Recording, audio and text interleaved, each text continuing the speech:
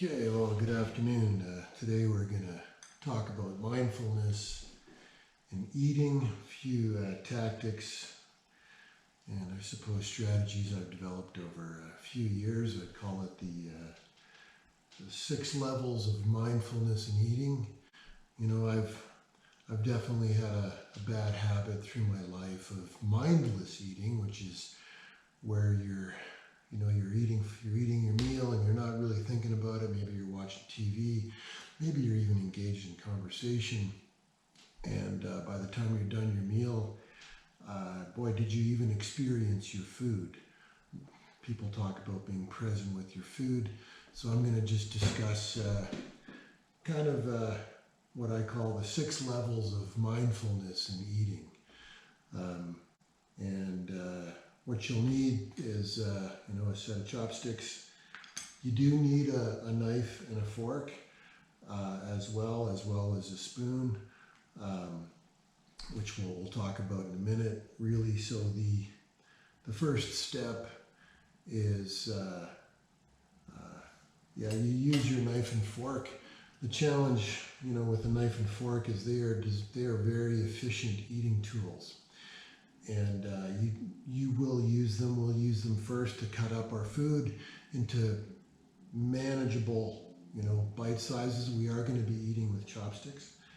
But the first step is to cut up your plate into, reasonable size bites.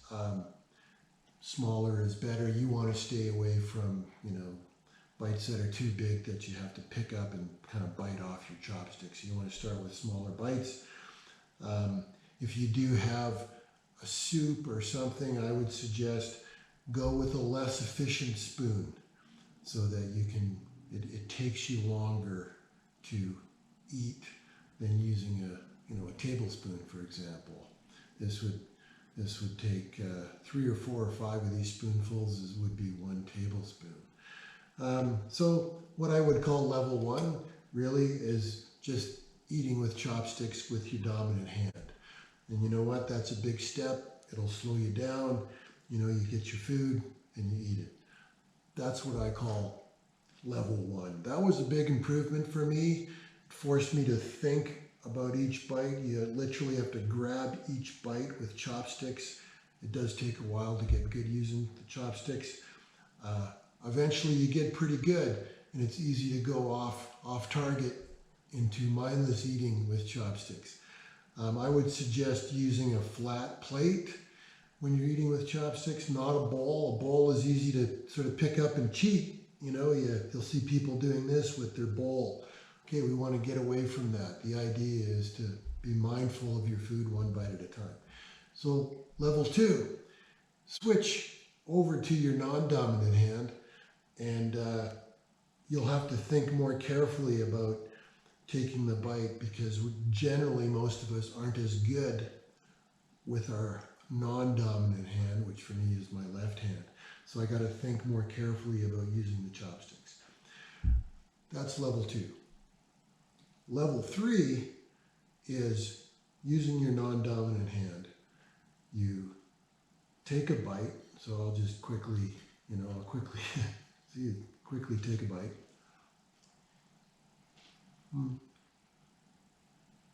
So often what we start to do is we're chewing and we're engaged with our food while we're chewing.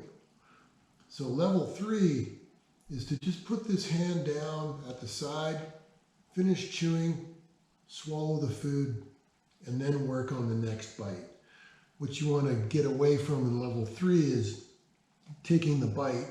You're chewing while you're preparing your next bite while you're chewing. You want to stop doing that. You want to take the bite, put this hand at rest, chew, swallow, then work on the next bite. Okay.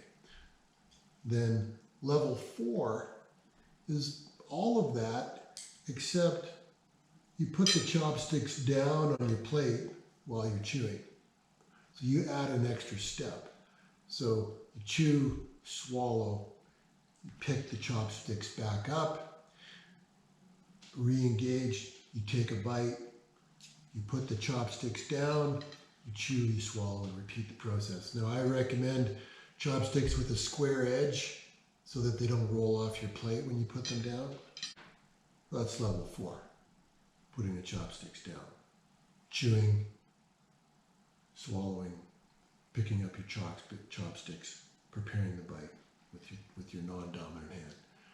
Level 5 is all of that, except no talking while you're eating. So that can be difficult if you're in a group. In fact, it's a very non-social element. But if you are by yourself, I would suggest find a quiet spot,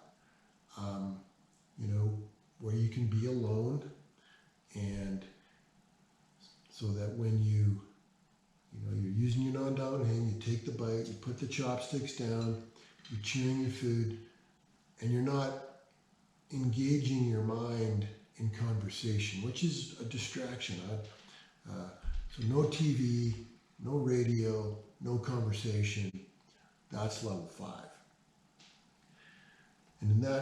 And level 6, which would be the highest, what I would call the higest level, is you're doing all of that.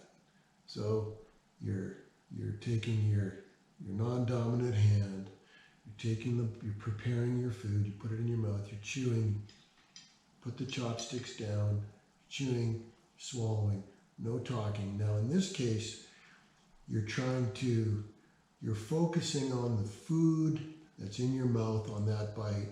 You're tasting the food, and you try to bring your mind to focus on just what's in your mouth.